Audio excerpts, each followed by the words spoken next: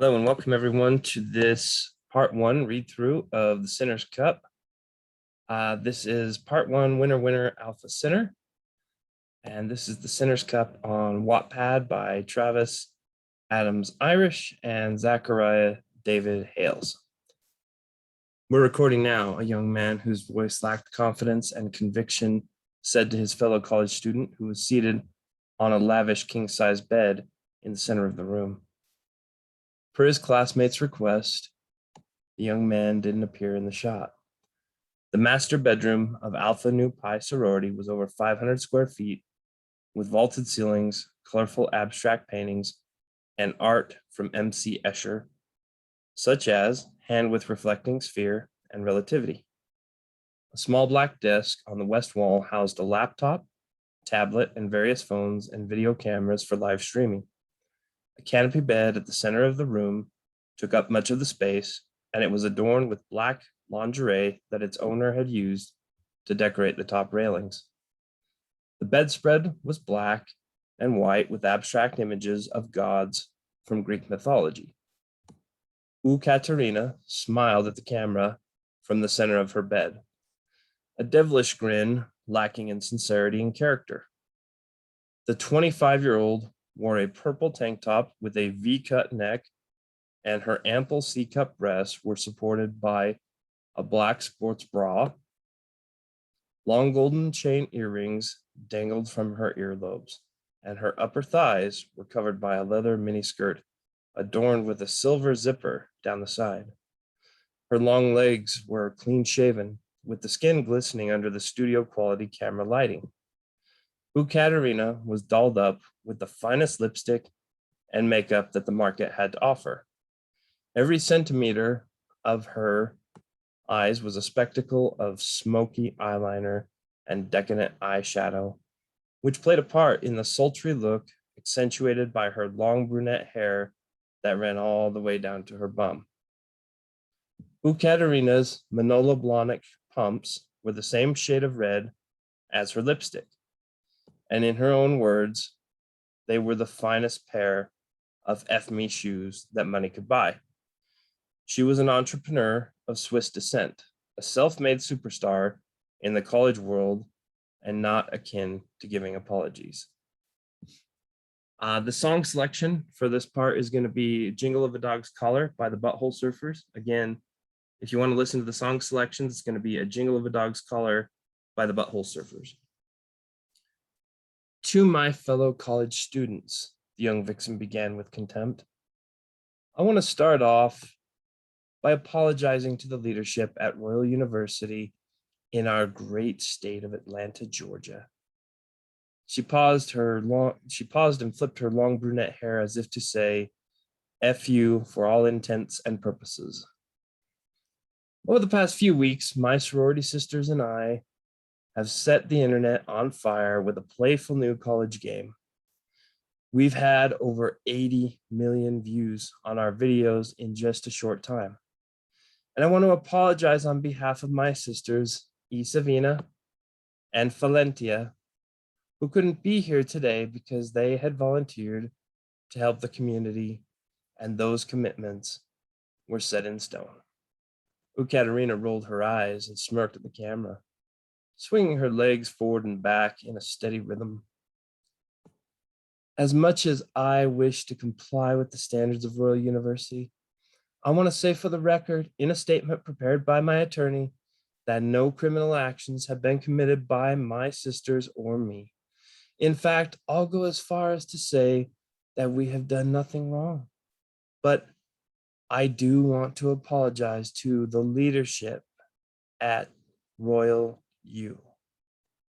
She paused and interlocked her fingers, stretching her hands toward the camera for an awkward matter of seconds. Now, I'd like to start off tonight with a genuine disclaimer. Ladies, you should avoid inviting men to your homes or apartments if those men are going to be driving. Jeremy Firehouse watched the video feed with disgust from his hospital bed at Wellstar Atlanta Medical Center. It had only been a few days since the 23-year-old flew to the level 1 trauma center by helicopter. Although his mother had protested him watching the video, representatives at Royal University had assured him that there would be an apology. Despite his blurry vision, he recognized Ekaterina's voice, and it brought him severe frustration. But he couldn't move his arms in the upper body cast to express it. There are allegations toward my sisters and me that men have been hospitalized in an effort to win a one-on-one date with us. All I can say is, don't try any of this stuff at home. It's apparently dangerous to have a desire for another person. And while driving under the influence of desire may not be illegal, some people in this society would like to make it that way. Can you imagine men getting arrested while driving every time they thought about a woman? I can't. But there have been terrible things said about my sisters and me, and I want to be 100% clear that we did not cause any suicides, nor did we inspire men to commit grand theft. We've also been blamed for the football team losing this week. I'm not taking any of these things on my shoulders. Tears formed in the eyes of the African-American football running back as the Ice Queen outlined her message with callous precision. His mother paused the video to attend to him, and he thought back to the race from a few days ago, or maybe it was a week, he couldn't remember. The head trauma had made things confusing since he regained consciousness. I was driving on the freeway, Jimmy began telling his mother, his distraught mother. And I remember the video feed of Valentia teasing me on the phone from my dashboard mount. We were talking on FaceTime.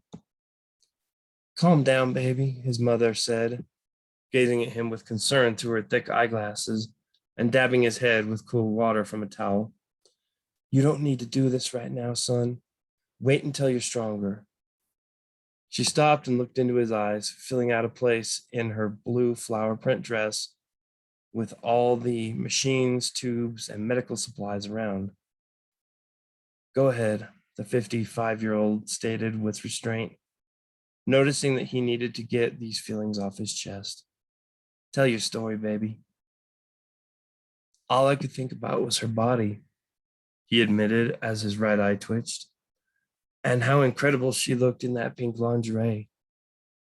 The neck brace limited his range of motion, but he managed some intense facial expressions nonetheless. My truck was going maybe 85 miles an hour, and I remember that I kept looking over at her and flirting. I was in control, and I've driven that fast before, so it wasn't a problem. But then she said that time was running out.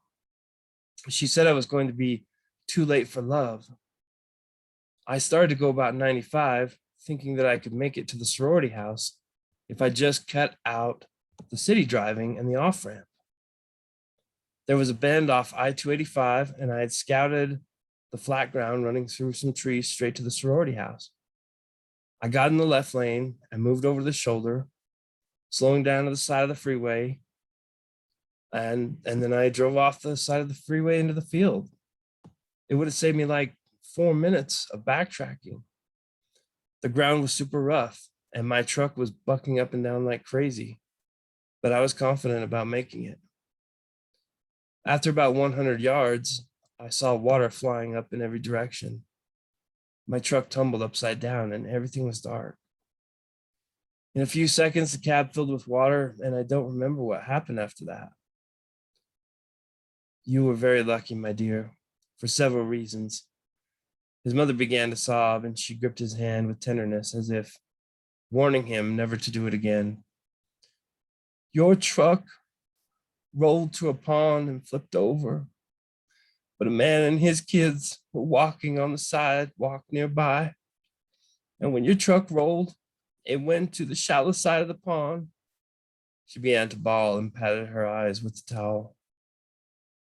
And if you hadn't rolled to the shallow side, we wouldn't be talking right now. Her tears were streaming with intensity, and she looked like a woman grieving at a cemetery. That man was an angel that saved you. Will I be able to play football again? Jeremy asked, his tears streamed from his eyes with regret, and her sadness reminded him of his mortality. Your legs are fine, baby, but I don't know if your arms will recover a full range of motion yet. His mother placed her right hand on his head. Let's take it one thing at a time, my dear. She patted the cast over his right shoulder with her other hand, forgetting it was there.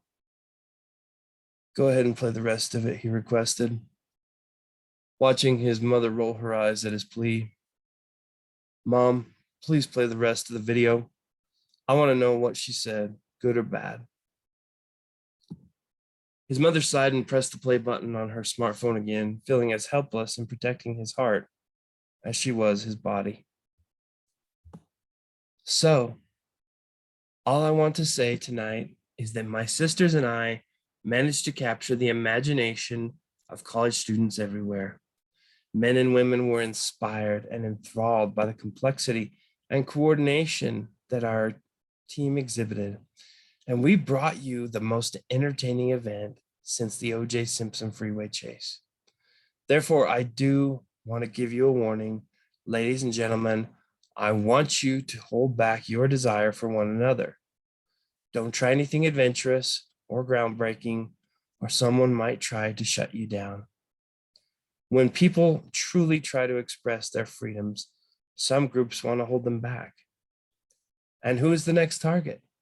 How much quicker could you silence the First Amendment rights of 3 people because one person took a dark turn?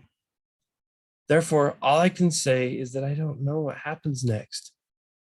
But whatever you see my sorority sisters and me doing, please try to control yourselves. Don't smash store windows with your bare hands. Don't drive off the freeway into a pond, and never drive faster than the posted speed limits. Those warnings are for people lacking self-control.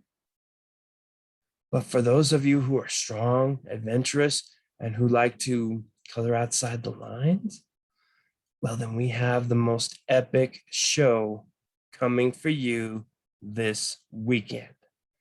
Don't try this at home. 3 weeks earlier, Alpha Nu Pi sorority was hosting a party on the main floor of their chic sorority house, a 4,000 square foot home in a neighborhood just south of Royal University in Atlanta, Georgia. The partygoers were as diverse as the college itself, and each clique was represented by their informal ambassadors. Every detail of the main floor had been tended with care by the eccentric hosts. There was a 70-inch television in the main living room, mounted next to a massive 8-foot 3-pane picture window covered in white Venetian blinds. The furniture was sparse to allow for more standing room, but 2 leather sofas combined to form an L shape, and over a dozen black bar stools with leather seats adorned the walls. The artwork on the main floor was the same combination of abstract paintings and M.C. Escher pieces that one would find in the upstairs bedrooms. Great attention had been given to the lighting in every room, whether it was the calming blue lights around the 5-foot fish tank in the kitchen or the warm incandescent bulbs that made every inch of the soft eggshell interiors appear expensive and modern. This look contrasted with the red Solo cups that all the guests were carrying. In a final touch, the host had installed a DJ station on the second floor balcony overlooking the living room. This gear allowed them to play any type of music or sounds to their guests, scratch records on turntables, and broadcast video sources to the massive television below. There were also half a dozen DJ party lights placed in strategic areas, mounted high on walls or the staircase, allowing the hosts to change the mood lighting with the click of a remote control. 1 second.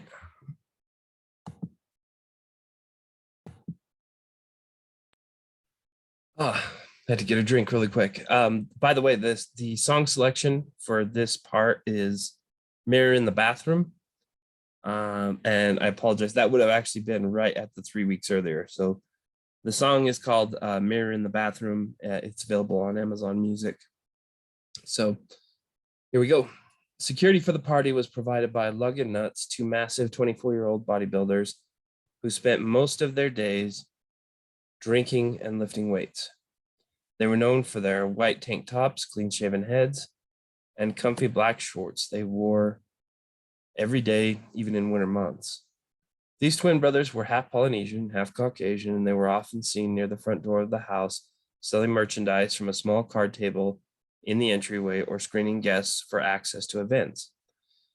The merchandise sales were against university standards, but the students used this fact to their advantage by having the twins wear tank tops that read, "Contact me for illegal merchandise."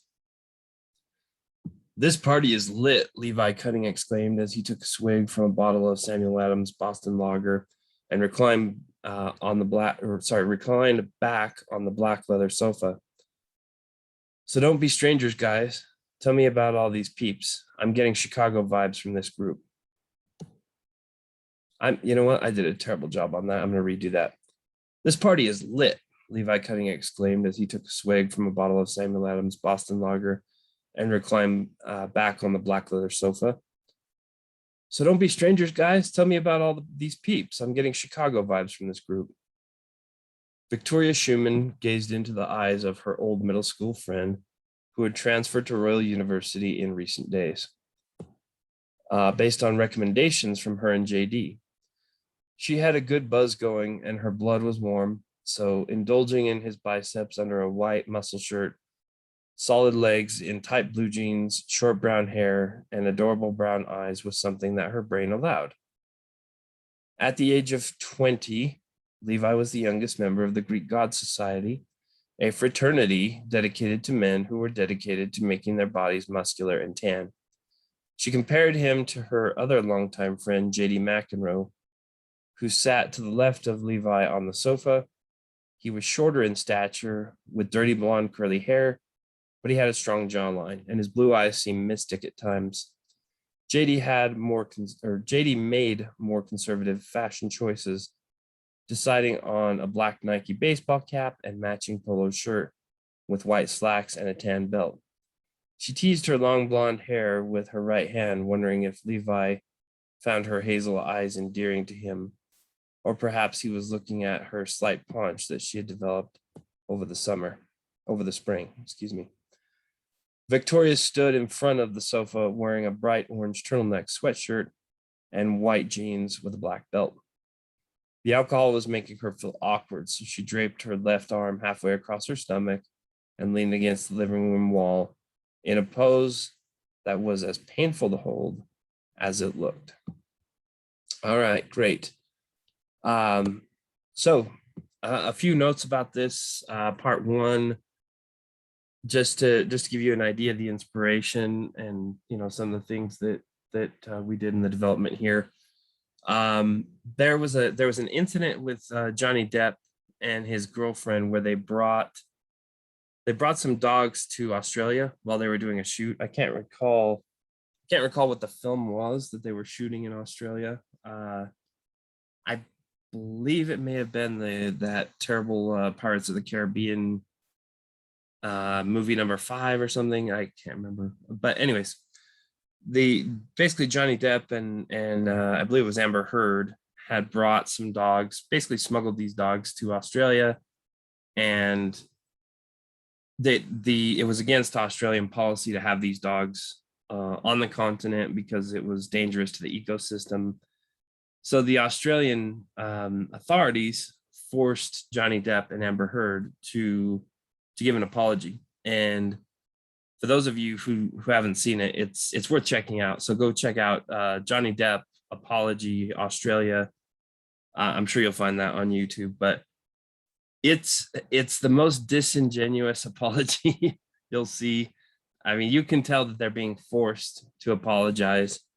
So that was the inspiration behind this video that Ekaterina made at the very beginning. I like the idea. Again, I'm a filmmaker at heart. I'm actually going.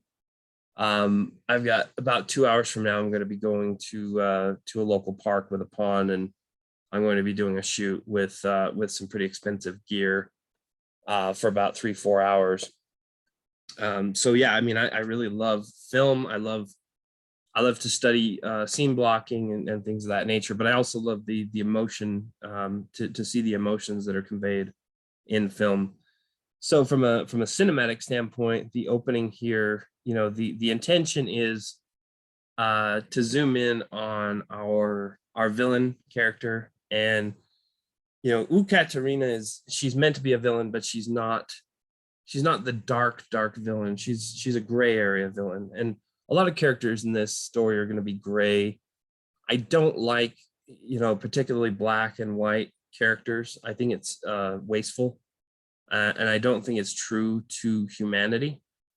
In my opinion, 88% of people are generally good, and only 12% of people are dark, awful people. So what you're going to see, you will see that 12% come up in my stories, but 88% of my characters, I try to make them gray.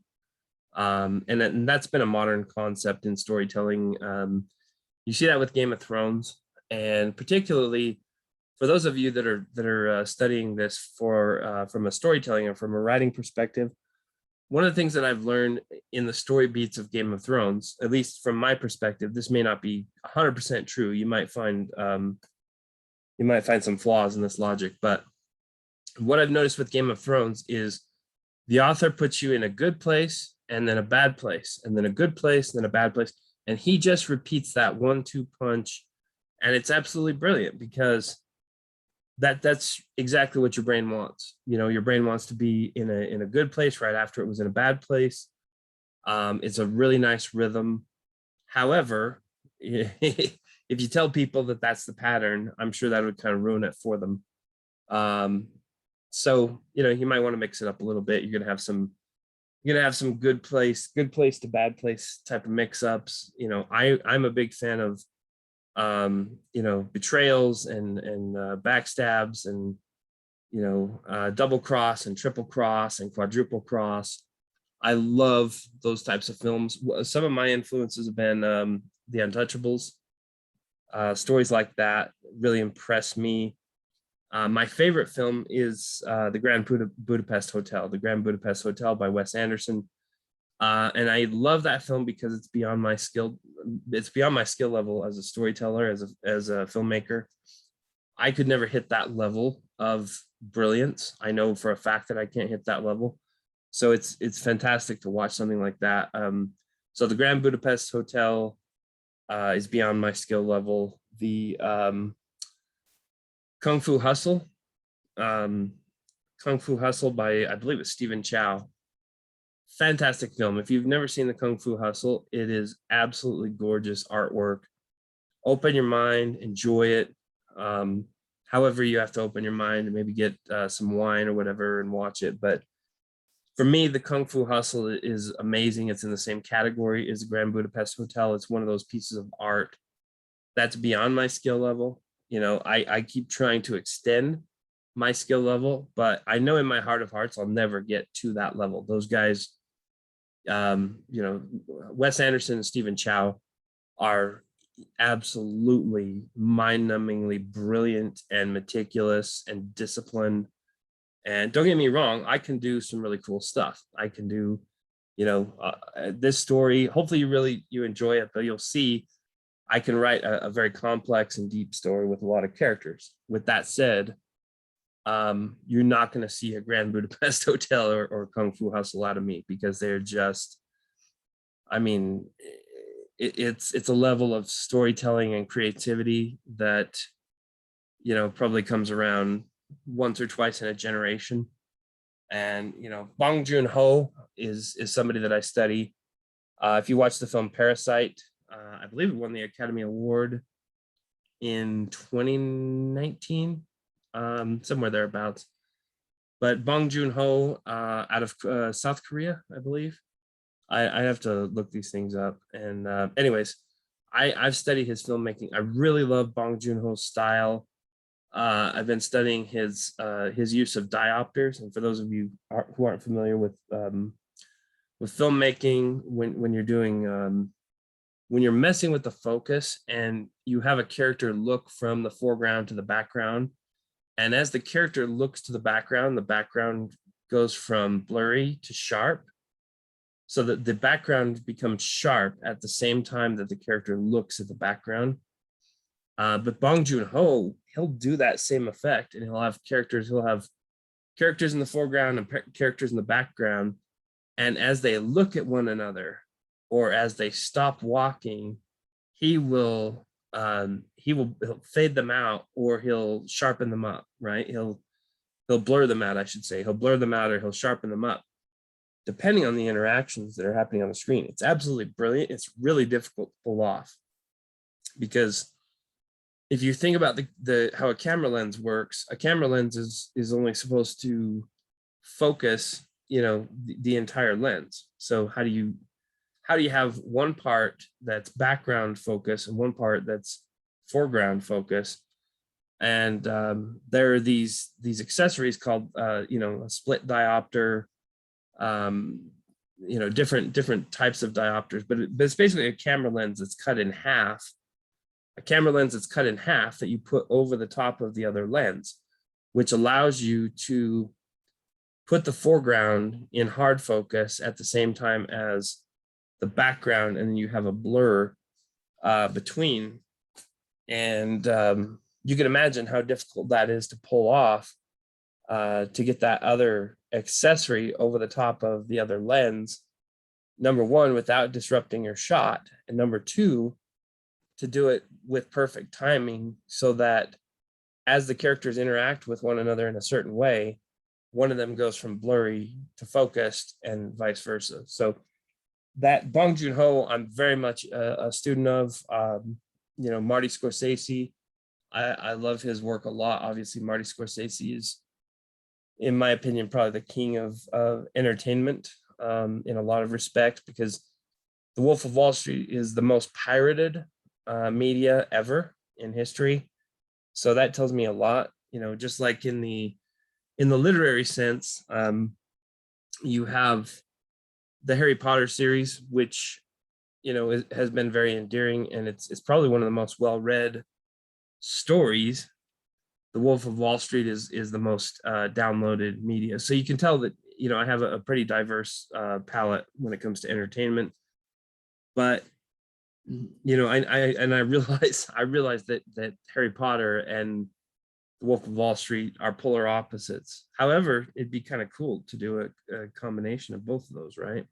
Somebody, if you're listening and you're looking for a fan fiction to write, somebody write a fan fiction of Harry Potter combined with The Wolf of Wall Street. I would absolutely love to know what that looks like. Another one that I would like to see, for anyone that's a writer or filmmaker, I want to see, for those of you that watch The Tiger King, I want to see the Muppets. So Kermit the Frog as Joe Exotic playing, and it would be Kermit the Frog speaking, but it would be Joe Exotic's voice. It's actually something I'm going to put in one of my stories, and in a very small sense. It's not going to be dominant in one of my stories. It's so hilarious to me that I just have to put it somewhere. But yeah, I mean, if somebody made a film, maybe I can do a short film that way. I've got the editing software and everything. I just have to get the Kermit and Miss Piggy and animal dolls. But anyway, yeah, just taking the people from the Tiger King and making them into Muppets. So Miss Piggy would be that woman who killed her husband, or allegedly killed her husband. And just Kermit as Joe Exotic just kills me. Kermit wearing a cowboy hat with a little gun around with a little gun around his waist, dropping F-bombs and talking about smoking meth and owning his tigers, and then have an animal be one of Kermit's husbands. The gentleman that was missing the teeth, and at the time they filmed, he was missing the teeth, but he fixed his teeth later. But that would just be awesome, just to get a Muppet, an animal version of a Muppet, and take his teeth out and then have him talking as one of Joe Exotic's husbands. But anyways, there's a part one, and there's the podcast type speech, the background information. I know we went off track, but that's the nature of these read-alongs, right? So I'm gonna do my best, one time read through of it, and pardon my dust on these, because I am going to, sometimes if I screw up, I'm just gonna start it over right in the middle of it. I'm not gonna do any cutting or editing on these. Guys, I'm working 16 hours a day. I'm learning something new every hour in filmmaking and storytelling, and I absolutely am just on a warpath to get my projects done. And I'm not really looking back, or I don't really have a lot of time to reflect. I guess this time right now, this time for me to reflect with you is probably the most I'm gonna get. So probably the most lonely person right now, but also the most fortunate as we go forward. Anyways, hopefully that makes sense. And I really appreciate you guys, by the way, taking the time to look at this. I am putting my heart and soul into it. I know I have a lot of projects, but I'm not going to let the quality decrease. I've got this story mapped out. Obviously, I've got the story mapped out all the way to the end. For now, I've got 3 seasons planned for the Sinners Cup. Definitely, we have a feature film planned. I'm looking for talent. I'm looking at models. It's going to take a while on that. We won't be into production on the Sinners Cup until summer of next year at the earliest.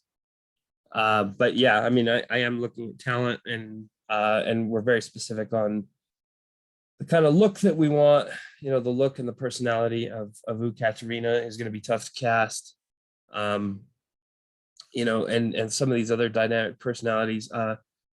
The professor, as you'll be introduced to another character, Professor Eowyn Descartes. And Professor Descartes is a very important character in the story as well. So it's someone that I'm gonna have to find an actress who is extremely attractive and talented, and I believe she's 38 years old. So it's going to be a search. It's going to be a real search, because I don't want to go halfway on it. I want to find some tremendous people. I'd like to find some new people for Eowyn's performance. I'm probably going to need just a veteran SAG actor. But for Katerina, I'd really like to get a fresh face, fresh talent.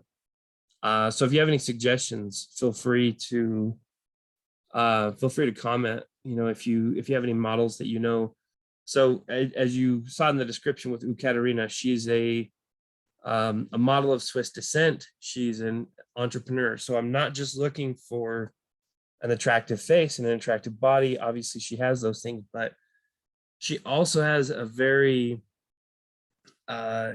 powerful look about her.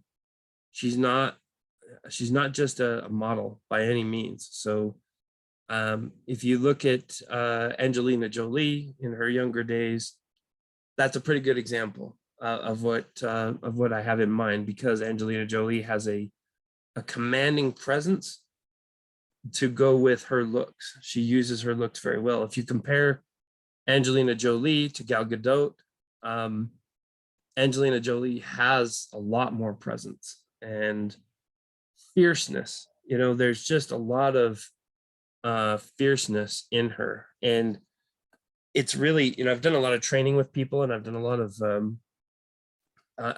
sales, executive level sales and enterprise sales. And I've trained, dozens and dozens of people. And the people who perform the best in the sales world are these fierce hunters, which is no surprise to you, I'm sure.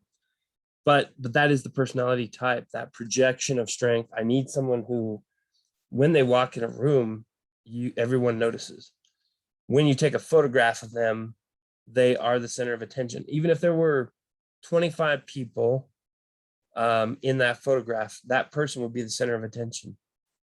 Anyways, so talent search, if you know any models, particularly, I'm looking for Swiss descent, or someone who looks like they have Swiss descent, but that very powerful bold personality would be ideal, because it's going to make things a lot easier for them to transition and to project that character. So anyways, guys, part two, I might be able to kick it out this morning, but I am going to get all these parts recorded now. I have, again, I have all of season one fleshed out, so we will have season one done before the end of September. So the Sinners Cup will be completed before the end of September. That'll be season one. And then I have all the story beats fleshed out, but I have them fleshed out in deep detail through Act Two. So I can tell you right now, Act Two hits very hard. It hits with a lot of emotional power. I'm very proud of it. I'm not trying to be a braggart by saying that. It's just one of those rare moments where I finished outlining something and I kind of teared up from it, because I thought, wow, it's a really beautiful situation, and it's a twist that I hadn't planned for. So I hope you really enjoy that. The end of Act Two is going to get really intense, and then Act Three is going to be off the rails. It's just going to be, it's going to feel very quick. I know I'm going to get a lot of complaints that Act Three, people are going to feel like they went through it like in 2 seconds, because the level of intensity and the pacing of it are going to be such that even though it's going to be the same length as Acts 1 and 2, it's going to feel like you shot through it probably 3 times faster. So, but that's what you want. That's what you want. You want to be enjoying yourself so much in that third act through the climax that you're sitting there going, you know what, I want more. And we do have more. We definitely have more for you. I have season 2, season 3 already planned. Like I said, we do have the filming plan for this as well. I've got some location scouting. Atlanta, Georgia is a great place to film this, and that's what I'm planning on. They have some really good laws and tax incentives in Atlanta, Georgia for filming. I believe The Walking Dead is filmed in Georgia, maybe. Anyway, the lake, according to my research, I forget the name of the lake there, but the lake near Atlanta, Georgia, allows yachts. And hopefully that's accurate. I'm going to have to dig deeper into that when we do the location scouting, which will be a lot of fun in and of itself. So anyways, guys, I'm losing my voice, and if I'm going to record part 2, I need to save it. But thank you for joining me, and let's keep going on this journey. I'm looking forward to it. Keep up with the comments, with the stars.